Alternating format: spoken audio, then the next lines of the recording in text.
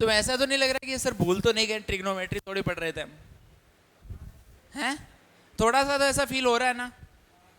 तो ऐसा कुछ है नहीं लेकिन, है ना? तो आप हेडिंग डाल लीजिए nth रूट्स ऑफ यूनिटी। इन सवालों को भी हम हैंडल करते हैं।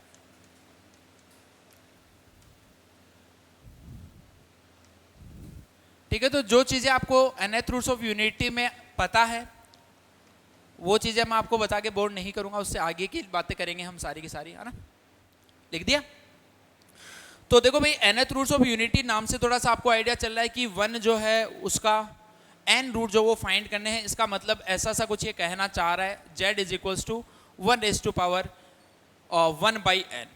अगर दोनों साइड हम पावर n कर दें तो ये z raise to power n minus 1 equals to 0। z में आपके पास में n डिग्री का ये एक पोलिनोमियल जो वो बन चुका है।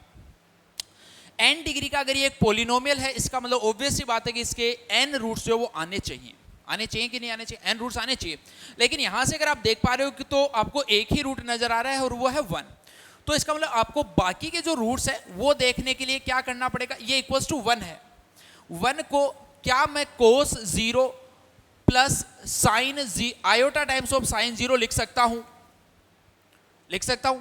और कोस थीटा और साइन थीटा का पीरियड आपको पता है कि 2 पाई होता है। तो यहां से क्या मैं इसको cos 2k pi plus 0 plus में iota times of sine 2k pi plus में 0 लिख सकता हूं। अगर आपको डी माइवर्स थ्योरम और यूलर्स थ्योरम का थोड़ा सा आइडिया हो तो ये e raise to power iota 2k pi लिखा हुआ है। तो ये z raise to power n की वैल्यू यहां से ये आ गई। इसका मतलब z आपके पास में आ रहा है e की power 2k pi by n। अब जैसे जैसे आप k की वैल्यूज को सब्स्टिट्यूट करते जाओगे वैसे वैसे z की आपको n वैल्यूज मिलती जाएंगी, जो कि अपना एम था। यानी कि अगर आपने k की वैल्यू 0 डाल दी तो z देखो आपको 1 मिल गया क्या? अगर k की वैल्यू आपने 1 डाल दी तो z आपको e raise to power iota 2 pi by n मिल गया। ऐसे चलते जाएंगे, टोटल n वैल्यू चाहिए तो लास्ट में n माइनस 1 डालेंगे तो e raise to power iota 2 pi by n into में n माइनस 1।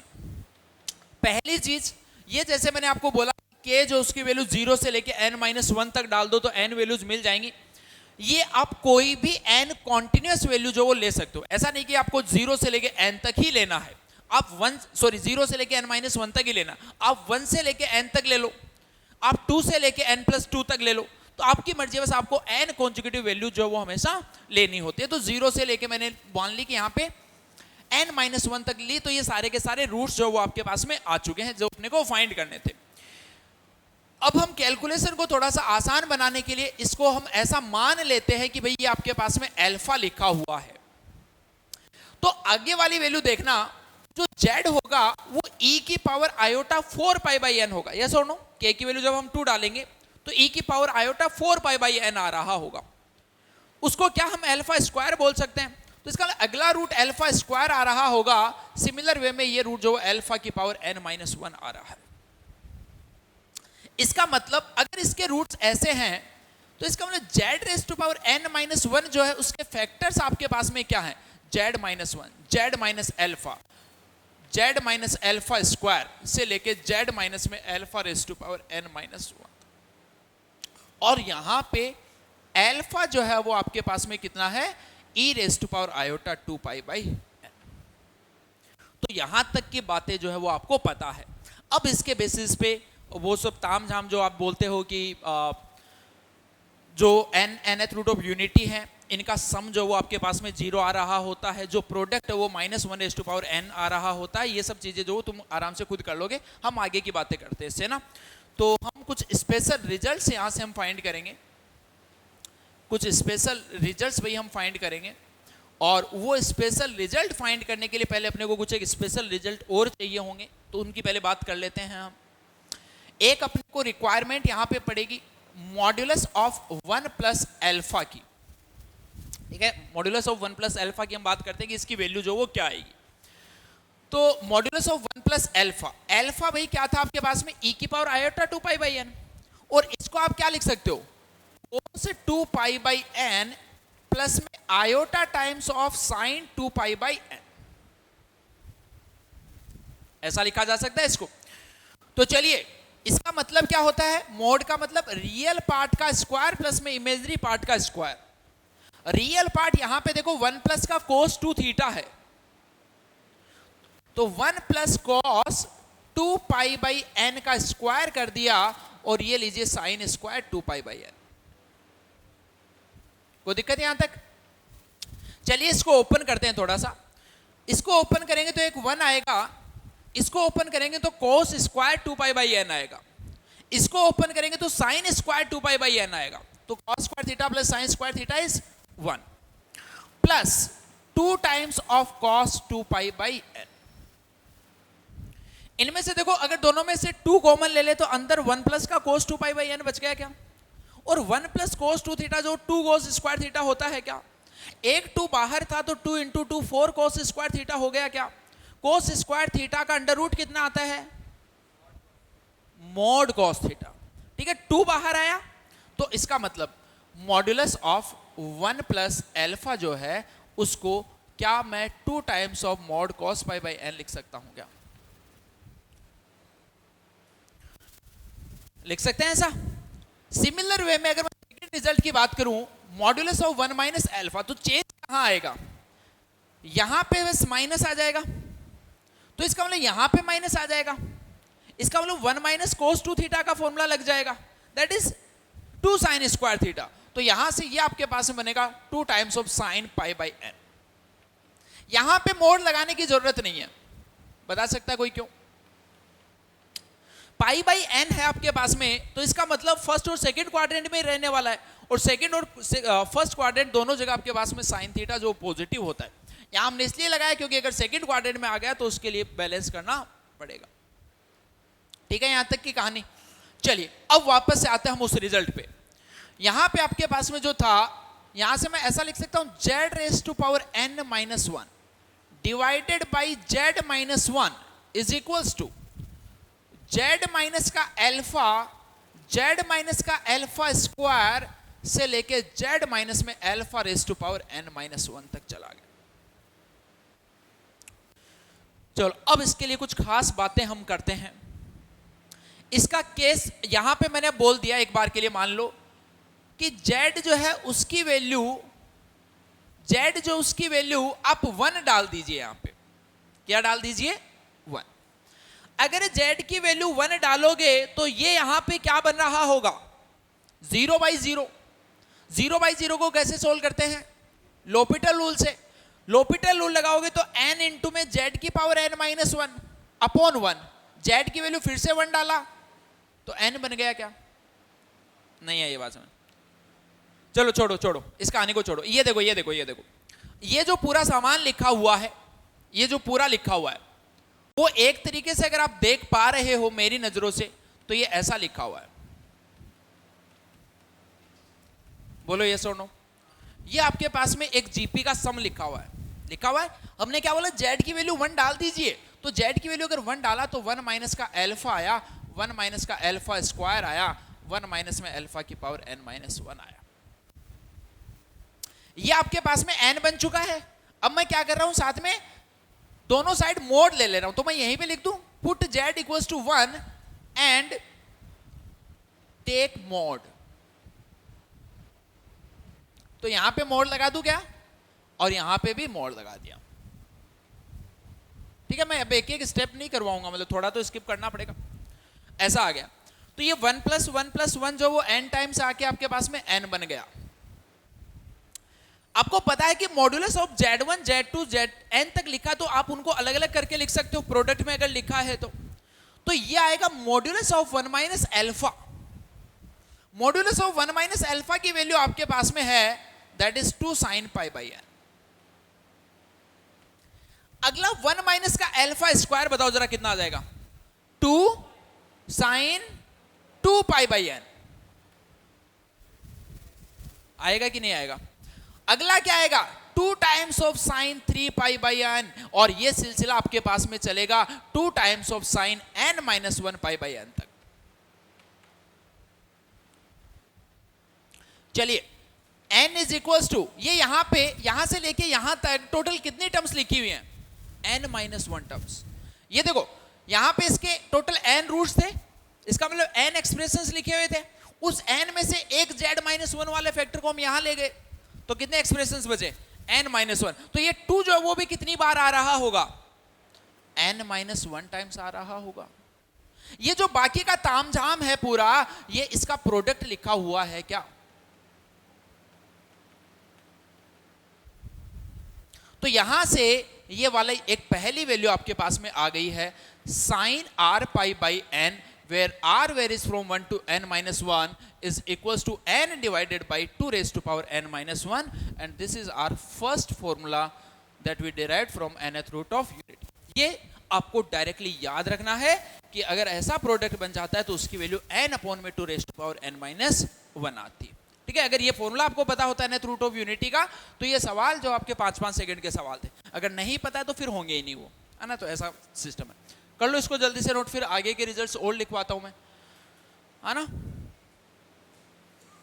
तो आपको आज विनीत सर ने एक CID के बारे में बताया होगा, है ना। तो ये वही चीज है, कॉन्सेप्ट इन डेप्थ। तो हम इसी कॉन्सेप्ट की जो भी, जैसे जिस चैप्टर में मेरे को लगेगा कि जो तुम लोगों ने नहीं पढ़ी है, वो अपन इस टाइप से कॉन्सेप्ट जो वो कवर करते जाएंगे, है ना। बाकी क्वेश्चंस के थ्रू तो हम करेंगे ही करेंगे, क्वेश्चंस में जो चीज़ें आएंगी बढ़िया बढ़िया सी, वो तो मैं आपको बताऊंगा ही। साथ में जो मेरे को लगेगा कि तुमने नहीं पढ़ी होगी वो भी मैं आपको बताता रहूंगा, है ना।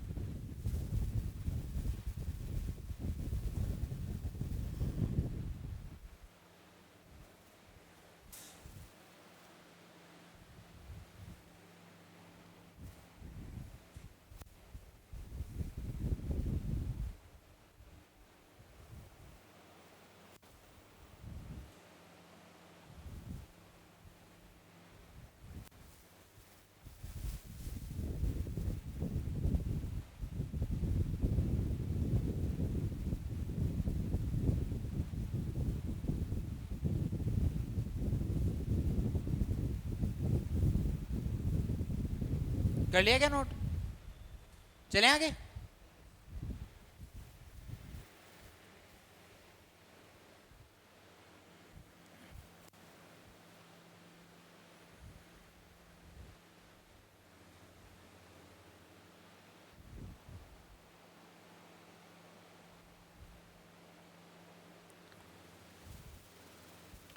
चलिए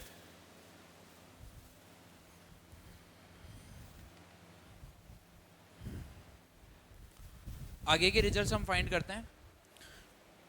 तो अपने पास में देखो ये वाली चीज है वो आ गई थी, z raised to power n-1 upon z-1 is equals to z minus alpha square up to z minus alpha raised to power n-1। हमने वहां पे z की वैल्यू 1 डाली थी। अब हम देखो क्या कर रहे हैं, z इज इक्वल्स टू हम डाल रहे हैं माइनस का 1 एंड अगेन टेक मोड।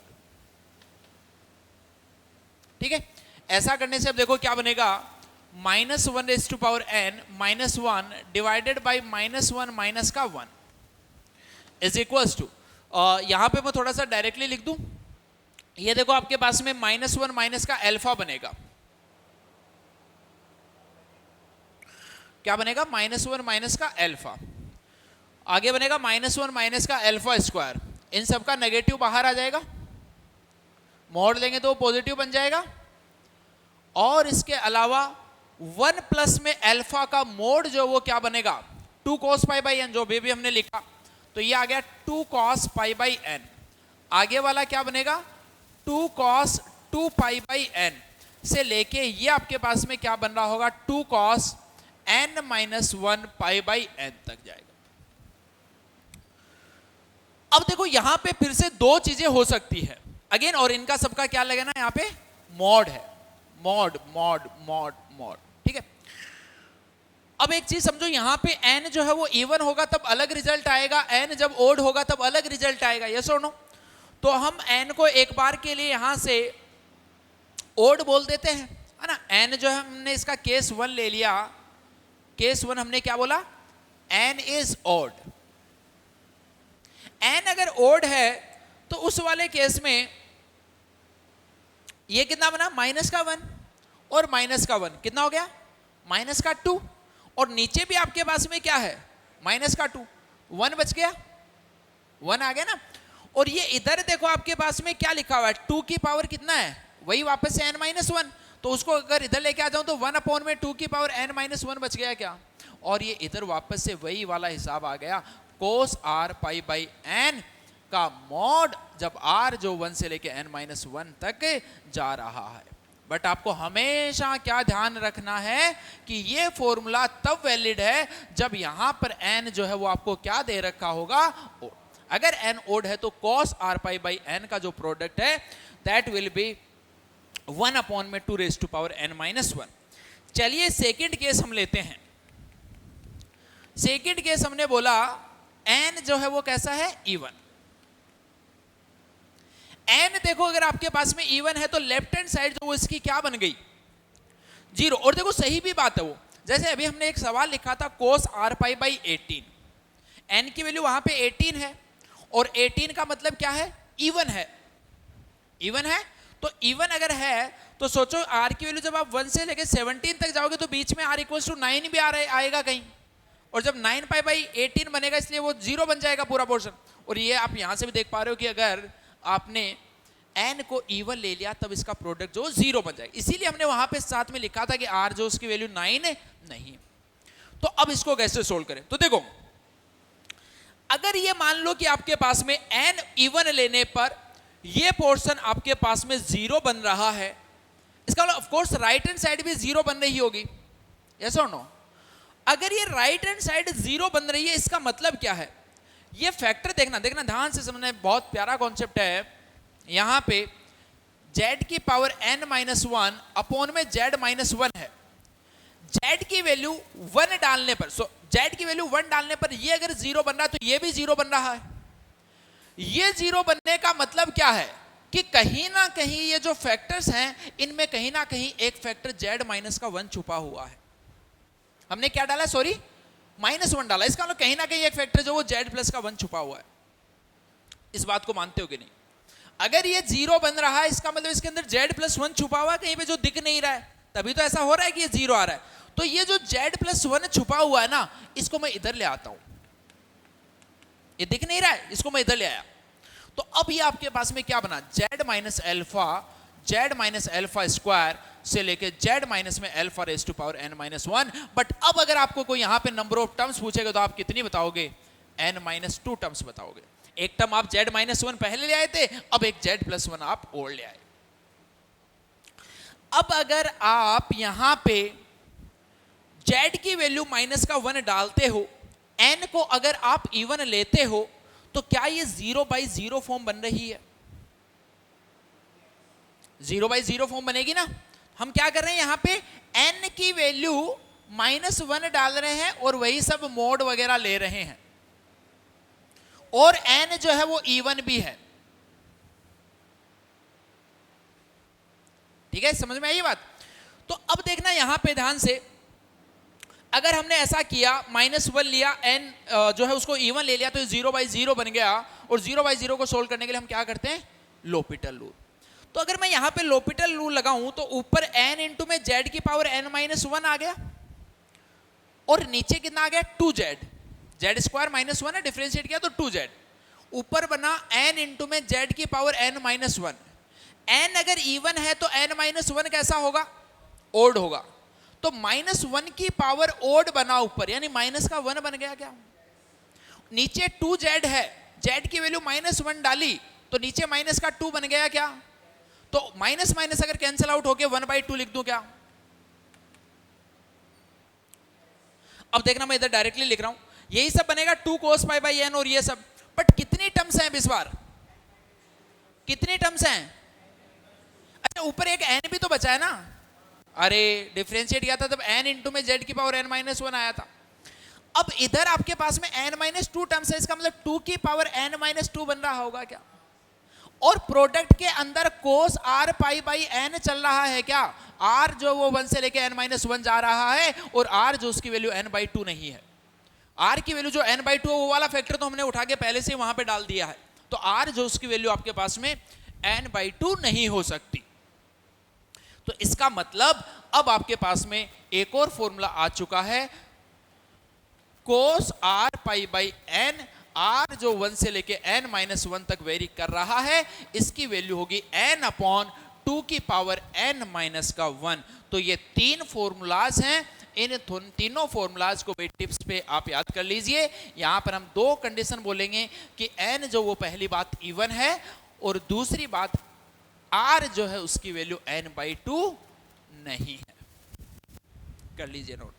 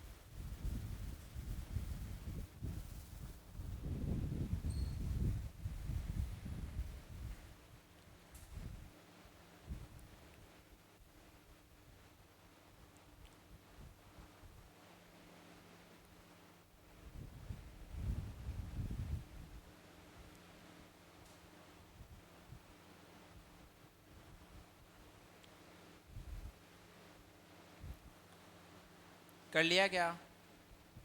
थोड़े तेज हाथ चलाओ, मतलब इतना टाइम की बहुत कमी है अपने पास।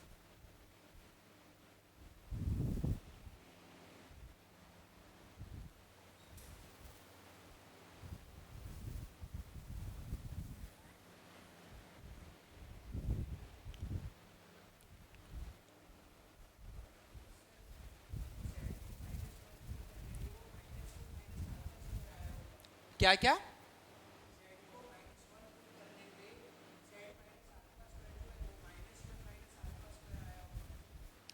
हाँ बिल्कुल, हाँ वो सब हमने किया था ना, एक मोड ऑफ 1+α निकाला था, तो वैसे आप मोड ऑफ 1+α² निकाल लो। मोड ऑफ 1+α² का मतलब क्या है? अल्फा स्क्वायर का मतलब e की पावर आयोटा 4π/n था, तो इसका मतलब ये क्या है? 1 प्लस में cos 4π/n प्लस में आयोटा साइन 4π/n, वही मोड वापस ले लेंगे तो 1 + cos 2θ बनेगा। ठीक है भाई। अब देखो जो हमने सवाल लिखे थे उसमें दूसरे सवाल का पहले आंसर करते हैं। cos of r π/n, r π/18 था, r = 1 से 17। यहाँ पे n जो वो इवन है तो ये वाला फॉर्मूला लग रहा है। इस वाले फॉर्मूले में n की वैल्यू जो वो कितनी है? 18, तो ये लीजिए 18 अपॉन में 2 की पावर n-1, n की वैल्यू 18 है तो ये कितना बन गया? 17। 2 से कैंसिल आउट कर दो तो ये कितना बन गया? 9 अपॉन में 2 की पावर 16। हाँ ये 0 क्यों आएगा? हाँ हाँ तो सवाल यही तो था, ओरिजिनल सवाल जो मैंने लिखवाया था, जो भी सवाल लिखवाया था तब यही तो सवाल लिखवाया था, r = 9। क्लियर है? अब देखो सेकंड वाला जो सवाल था उसके अंदर अगर r, ये आपके पास में लिखा हुआ था साइन r π/, क्या लिखा हुआ था? 11, लेकिन r जो वो 1 से लेके 5 तक ही जा रहा है। अगर 10 तक जाता तब तो डायरेक्टली फॉर्मूला लगा देते, लेकिन अगर मान लो कि 1 से लेके 10 तक जाता तब आप डायरेक्टली फॉर्मूला लगा के क्या लिखते? n अपॉन n का मतलब कितना? 11 upon 2 raise to power n minus 1, ये आंसर आ जाता।